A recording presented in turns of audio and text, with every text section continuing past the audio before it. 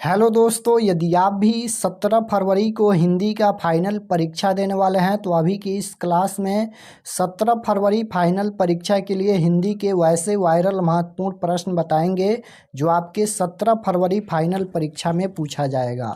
तो आप लोग से रिक्वेस्ट है कि आप लोग इस क्लास को पूरा वॉच कीजिएगा।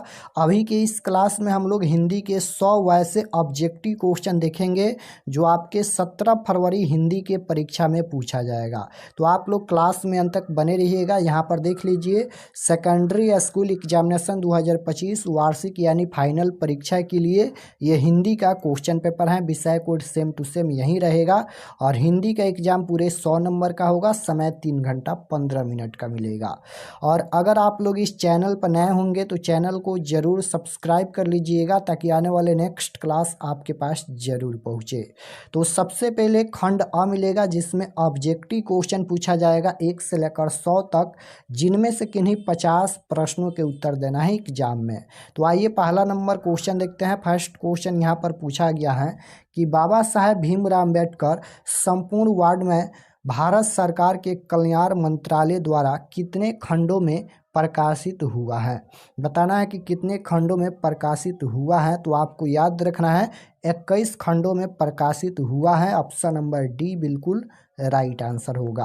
क्वेश्चन नंबर 2 पूछा गया है यहाँ पर कि बुद्ध, कबीर और ज्योतिबा फूले किसके चिंतन व रचनात्मकता के प्रेरक व्यक्ति थे। तो भीमराव अम्बेडकर के। ऑप्शन नंबर ए बिल्कुल राइट आंसर होगा। क्वेश्चन नंबर 3 यहाँ पर पूछा गया है, काम तो कासू बाबू का ही मालूम पड़ता है, इधर ही खेल रहे थे, यह किसने कहा। यह किसने कहा तो आपको याद रखना है सोफर ने कहा। ऑप्शन नंबर बी बिल्कुल राइट आंसर होगा। क्वेश्चन नंबर 4 नंबर क्वेश्चन है कि किसने लपक कर मदन को हाथों से उठा लिया। किसने लपक कर मदन को हाथों से उठा लिया। तो गिरधर ने। ऑप्शन नंबर सी बिल्कुल राइट आंसर होगा। क्वेश्चन नंबर 5 पूछा गया है कि मदन पड़ोसियों के आवारा गर्द छोकरों के साथ क्या कर रहा था। तो लट्टू नचा रहा था। कहाँ पर दिया गया है लट्टू नचा रहा था। देखिए यहाँ पर डी होना चाहिए, बी में दिया गया है लट्टू नचा रहा था। आपको याद रखना है क्या कर रहा था, लट्टू नचा रहा था। क्वेश्चन नंबर 6 पूछा गया है कि मैक्स मुलर का जन्म कब हुआ था। मैक्स मुलर का जन्म कब हुआ था। तो मैक्स मुलर का जन्म 6 दिसंबर 1823 ईस्वी में हुआ था। ऑप्शन नंबर बी बिल्कुल राइट आंसर होगा। हितोपदेश का जर्मन भाषा में अनुवाद किसने प्रकाशित करवाया। तो हितोपदेश का जर्मन भाषा में अनुवाद मैक्स मुलर ने प्रकाशित करवाया। ऑप्शन नंबर सी बिल्कुल राइट आंसर होगा।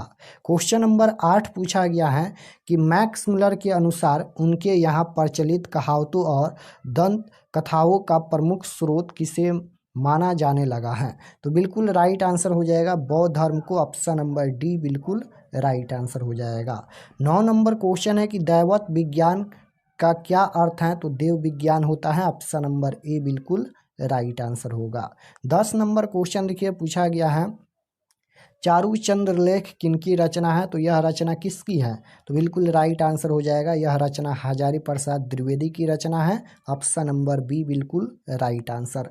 गौर देश के लोग कैसा नाखून रखना पसंद करते थे। तो बड़े बड़े नाखून रखना पसंद करते थे। Option number C right answer होगा।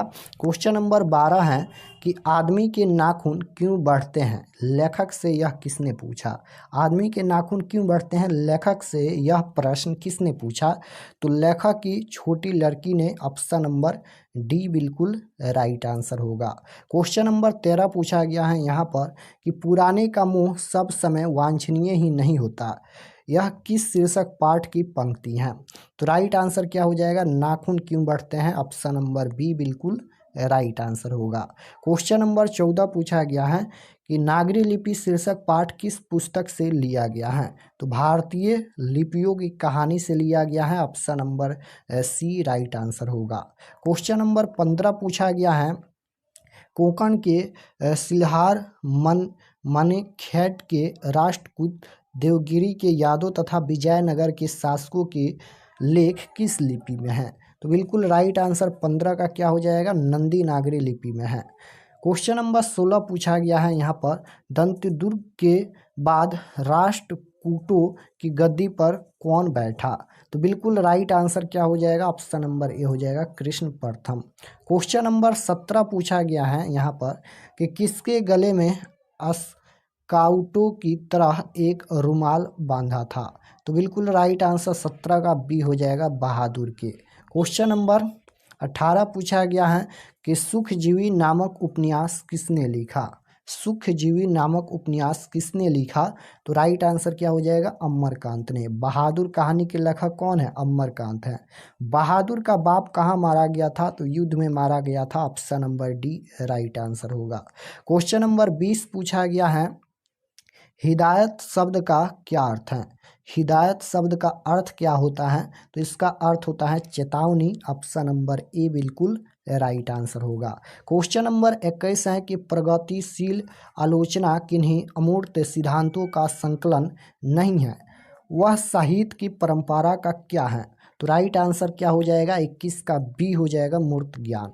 क्वेश्चन नंबर 22 पूछा गया है कि रोन नदी के दूसरी ओर अभिनयों का एक और हिस्सा है जो लगभग स्वतंत्र है, उसका नाम क्या है? तो उसका नाम क्या है? उसका नाम है यहाँ पर विल्नोय ल अभिनियो। Option number C correct answer. Question number 23 पूछा गया है कि सहने शब्द का क्या अर्थ है? तो करेक्ट आंसर 23 का ऑप्शन नंबर डी हो जाएगा, सुशीर वादों में शाह। क्वेश्चन नंबर 24 पूछा गया है कि लेखक श्रीनिवास किस साहित्य के प्रतिष्ठित रचनाकारों में से एक हैं? तो इसका राइट आंसर क्या हो जाएगा? यहाँ पर कन्नड़ भाषा हो जाएगा। 24 का करेक्ट आंसर ए होगा। दही वाली मगम्मा कन्नड़ भाषा की ही कहानी है। दही वाली मगम्मा कहानी के लेखक श्रीनिवास ही हैं। क्वेश्चन नंबर 25 पूछा गया है, साहित्य अकादमी ने लेखक श्रीनिवास की कहानी संकलन सना कथेगुलू को किस वर्ष पुरस्कृत किया? तो करेक्ट आंसर 25 का क्या हो जाएगा? 1967 ईस्वी। क्वेश्चन नंबर 26 पूछा गया है कि तुम्हारा क्या है माँ, तुम्हारे पास गाय बैल हैं, पैसा है तुम्हें क्या मैं पाल सकता हूँ, यह किसने कहा? तो करेक्ट आंसर क्या हो जाएगा? मगम्मा का बेटा। Option number C right answer. Question number 27 पूछा गया है कि किस लेखक के कथा साहित्य में उड़ीसा का जीवन गहरी आंतरिकता के साथ प्रकट हुआ? तो बिल्कुल right answer option number D हो जाएगा, सात कोरी होता। क्वेश्चन नंबर 28 है, लक्ष्मी किसके घर में काम करती थी? लक्ष्मी किसके घर में काम करती थी? तो ये हो जाएगा ऑप्शन नंबर ए, तहसीलदार के घर में। क्वेश्चन नंबर 29 पूछा गया है कि ढाते विश्वास कहानी में लक्ष्मी के पड़ोस का पढ़ाकू लड़का कौन था? तो राइट आंसर बी हो जाएगा, गुणनिधि। क्वेश्चन नंबर 30 यहाँ पर पूछा गया है कि माँ शीर्षक पाठ के लेखक का क्या नाम है? तो माँ शीर्षक पाठ के लेखक का नाम है Ishwar Petlikar. Option number C right answer होगा। क्वेश्चन नंबर 31 यहाँ पर पूछा गया है कि माँ जी लोगों को अस्पताल के लिए किसकी उपमा देती थी? तो right answer option number C हो जाएगा, गौशालवों की। क्वेश्चन नंबर 32 है, पपाती के चारों ओर खड़े डॉक्टरों ने बारी बारी से आकर किसकी सहायता से उसकी आंखों के भीतरी भाग का परीक्षण किया? तो बिल्कुल right answer option number B हो जाएगा, ऑप्शन नंबर बी, स्टेथोस्कोप से। क्वेश्चन नंबर 33 पूछा गया है कि अरे अपनी अमीरी दिखाने के लिए रसमलाई भेजी है क्या, यह किसने कहा? यह किसने कहा? तो यह कहा बिज्जू की पत्नी पुष्पा ने। बिज्जू की पत्नी का क्या नाम है? पुष्पा। आपको याद रखना है, ऑब्जेक्टिव में पूछा जाता है। क्वेश्चन नंबर 34 है, राम नाम बिनु बिरथे जगी जन्मा शीर्षक कविता के रचनाकार का क्या नाम है? तो बिल्कुल right answer option number C हो जाएगा, गुरु नानक। 35 नंबर क्वेश्चन है, आईनी शब्द का क्या अर्थ है? आईनी शब्द का अर्थ पूछा गया है, तो इसका अर्थ होता है गृह। Option number C. Question number 36 पूछा गया है, वाणी कब विष के समान हो जाती है? तो right answer option number C हो जाएगा, राम नाम के बिना। क्वेश्चन नंबर 37 पूछा गया है, 37 नंबर क्वेश्चन है कि मोह मन मानिक लय गाओ चिता चोर नंदनन, यह पंक्ति किस कविता से लिया गया है? किस कविता से उद्धत है यानी लिया गया है? तो बिल्कुल राइट आंसर क्या हो जाएगा? प्रेमायनी श्री राधिका। क्वेश्चन नंबर 38 है कि स्वदेशी शीर्षक कविता के कवि का क्या नाम है? तो नाम क्या है? नाम पूछा गया है तो बद्री नारायण चौधरी प्रेमघन। क्वेश्चन नंबर 39 है कि निम्न में कौन सी रचना बद्री नारायण चौधरी प्रेमघन की है? तो right answer option number D हो जाएगा, जीर्ण जनपद। क्वेश्चन नंबर 40 है स्वदेशी कविता किससे संकलित है? स्वदेशी कविता किससे संकलित है? तो ये हो जाएगा प्रेमघन स्वर से, option number C. Question number 41 है सुमित्रानंदन पंत उत्तरांचल के किस जिले के रहने वाले थे? किस जिले के रहने वाले थे? इसका राइट आंसर हो जाएगा Almora, option number B. 42 number question है भारत माता शीर्षक कविता किस काव्य कृति से ली गई है? तो 42 का करेक्ट आंसर हो जाएगा Gramya, option number C. Question number 43 है कि कवि रामधारी सिंह दिनकर को किस रचना व ज्ञानपीठ पुरस्कार प्राप्त हुआ? तो करेक्ट आंसर डी हो जाएगा, वर्षी। क्वेश्चन नंबर 44 है 44 नंबर क्वेश्चन है कि देवता कहीं सड़कों पर गिट्टी तो रहे, देवता मिलेंगे खेतों में खलिहानों में, यह पंक्ति किस कविता से लिया गया है? तो इस कविता का नाम है जनतंत्र का जन्म, option number B right answer होगा। 45 नंबर क्वेश्चन है कि निम्नलिखित में सचिनानंद हीरानंद वात्स्यायन अज्ञाय की कविता कौन सी है? तो हिरोशिमा कविता के लेखक कौन है? तो सचिनानंद हीरानंद वात्स्यायन अज्ञाय। अज्ञाय का नाम पूरा है, यहाँ पर देख लीजिए। 46 नंबर क्वेश्चन है यहाँ पर कि कुंवर नारायण रचित इन दिनों साहित्य की कौन विधा है? तो राइट आंसर ऑप्शन नंबर ए हो जाएगा, काव्य संग्रह। क्वेश्चन नंबर 47 पूछा गया है मेरी नींद के दौरान कुछ इंच बढ़ गए पेड़, यह पंक्ति किस कविता से लिया गया है? तो बिल्कुल right answer option number B हो जाएगा, हमारी नींद कविता से। क्वेश्चन नंबर 48 है कवित्री अनामिका के पिता का क्या नाम था? तो करेक्ट आंसर ए हो जाएगा यहाँ पर श्याम नंदन किशोर। क्वेश्चन नंबर 49 पूछा गया है अनुत्तुष्ट किनकी रचना है? तो करेक्ट आंसर 49 का ऑप्शन नंबर सी हो जाएगा, अनामिका। क्वेश्चन नंबर 50 पूछा गया है अक्षर ज्ञान शीर्षक कविता में बेटा अंगा के ड को क्या समझता है? तो 50 का correct answer option number C हो जाएगा, माँ। क्वेश्चन नंबर 51 पूछा गया है कि झाड़ा पालक साहित्य की कौन सी विधा है? तो करेक्ट आंसर ऑप्शन नंबर ए हो जाएगा, कहानी। मेरे बिना तुम प्रभु शीर्षक कविता किस कविता संग्रह से लिया गया है? तो बिल्कुल राइट आंसर हो जाएगा, life and songs. Question number 53 पूछा गया है जब मेरा अस्तित्व न रहेगा प्रभु तब तुम क्या करोगे, यह पंक्ति किस शीर्षक कविता से ली गई है? तो राइट आंसर सी हो जाएगा, मेरे बिना तुम प्रभु। क्वेश्चन नंबर 54 है रेनर मारिया रिल्के का जन्म कब हुआ था? तो जन्म हुआ था 4 दिसंबर 1875 ईस्वी। क्वेश्चन नंबर 55 है रेनर मारिया रिल्के की माता का क्या नाम है? तो राइट आंसर क्या हो जाएगा यहाँ पर, सोफिया। क्वेश्चन नंबर 56 है हिंदी में स्वर वर्णों की संख्या कितनी है? अब व्याकरण का प्रश्न आ गया, हिंदी में स्वर वर्णों की संख्या पूछा गया है तो ये 11 है, ऑप्शन नंबर बी हो जाएगा। क्वेश्चन नंबर 57 है निम्न में से द्विगुण व्यंजन कौन है? तो correct answer option number B हो जाएगा, युग ना होने पर भी जो साथ रहे उसे क्या कहते हैं? तो करेक्ट आंसर सी हो जाएगा, अयोग वाह। क्वेश्चन नंबर 59 है त का उच्चारण स्थान क्या होता है? त का उच्चारण स्थान दंत होता है। निम्न में अघोष वर्ण कौन सा है? तो बिल्कुल राइट आंसर सी हो जाएगा, त। क्वेश्चन नंबर 61 है एक ही ध्वनि जब द्युत हो जाए तब वह कौन सा ध्वनि कहलाती है?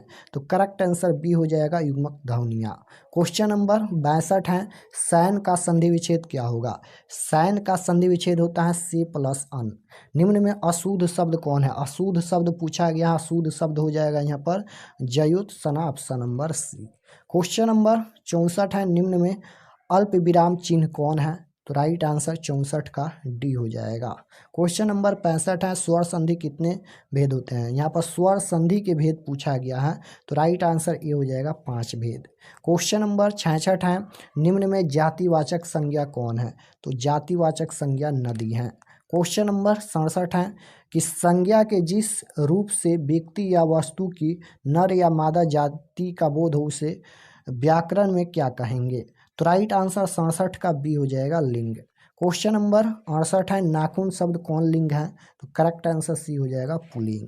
क्वेश्चन नंबर 69 है निम्न में तत्सम शब्द कौन है? तो राइट आंसर क्या हो जाएगा? डी हो जाएगा ओष्ठ। प्रियतम शब्द का स्त्रीलिंग क्या होगा? तो राइट आंसर क्या हो जाएगा? प्रियतमा, option number A. Question number 71 है साधुओं की संगति से बुद्धि सुधारती है, यहाँ से किस कारक का उदाहरण है? से पूछा गया, से किस में आता है? कारक चिन्ह याद होना चाहिए, तो ये हो जाएगा करण कारक, option number B. Question number 72 है हिंदी में कुल कितने स्वर नाम है? स्वर नाम का भेद होता है, हिंदी में कुल स्वर नाम पूछा गया है तो 11 होगा। क्वेश्चन नंबर 73 है कि जिन क्रियाओं का व्यापार और फल कर्ता पर हो उसे क्या कहते हैं? तो राइट आंसर डी हो जाएगा आक्रमक क्रिया। मैं घारा भरता हूँ, यह किस क्रिया का उदाहरण है? मैं घारा भरता हूँ, तो ये हो जाएगा सकर्मक क्रिया, option number A. Question number 75 है भूतकाल के कितने भेद हैं? काल के 3 भेद होता है, भूतकाल, भविष्यकाल, वर्तमान काल, लेकिन यहाँ पर भूतकाल का भेद पूछा गया है तो राइट आंसर बी हो जाएगा 6 भेद। क्वेश्चन नंबर 76 है उत्पत्ति की दृष्टि से शब्द के कितने भेद हैं? तो करेक्ट आंसर 76 का डी हो जाएगा 5 भेद। घोटक शब्द क्या है? तो राइट आंसर 77 का ए हो जाएगा तद्भव।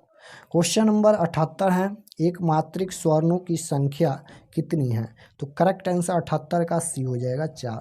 वह शब्दांश जो किसी शब्द के अंत में जोड़ा जाता है क्या कहते हैं? तो जो अंत में जुड़ता है प्रत्यय बोलते हैं, जो शब्द के पहले जुड़ता है उपसर्ग बोलते हैं। निम्न में देशज शब्द कौन है?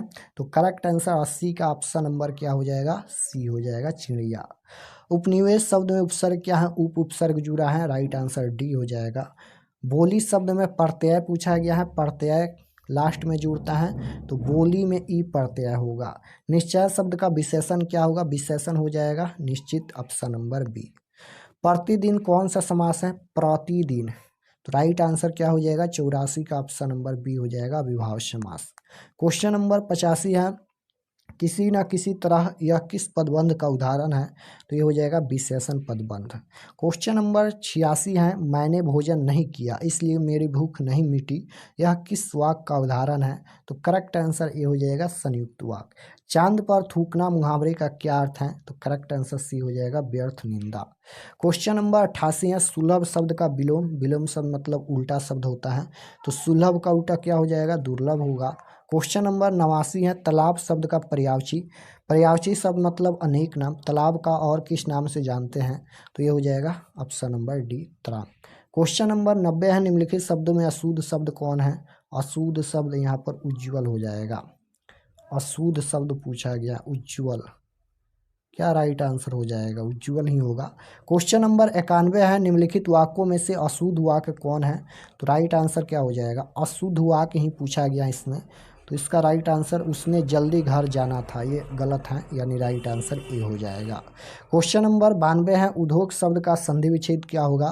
तो बी हो जाएगा उत्प्लस योग। स के उच्चारण में चिन्ह किसे स्पर्श करती हैं? तो correct answer option number D हो जाएगा दंत। क्वेश्चन नंबर 94 है 72 शब्द का स्त्रीलिंग रूप क्या होगा? तो right answer option number D हो जाएगा मेहतरानी। क्वेश्चन नंबर 95 है अंधी पीसे कुत्ता खाए लोकोकित का अर्थ क्या होता है? तो right answer option number C हो जाएगा मूर्ख की कमाई दूसरे ही खाते हैं।